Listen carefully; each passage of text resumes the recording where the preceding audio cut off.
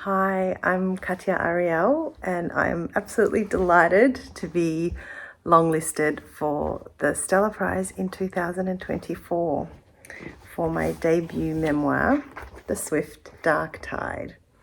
So The Swift Dark Tide is a love story foremost. I would say it's a queer love story. It's a story of becoming.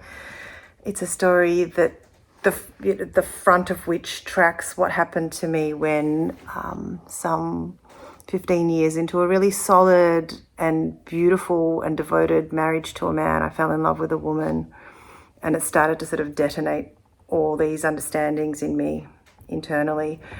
And in the course of investigating that, I started to write it.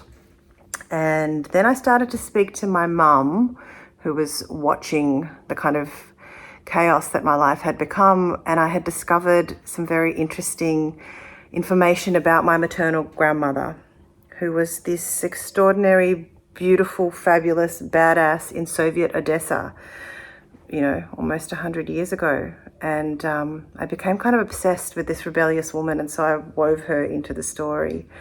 So it's a story of lineage and motherhood, and in amongst that, it's a story of desire and resilience, and the way that things in our life break, and what we can do inside that fracture, and what we hold dear.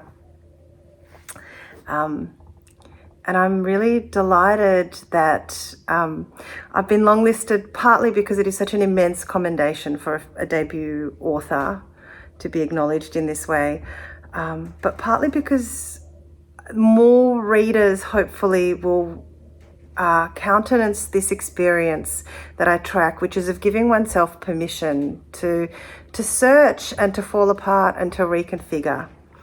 And that feels to me like a very fulfilling aim to writing generally. So thank you to Stella, and thank you to my future readers.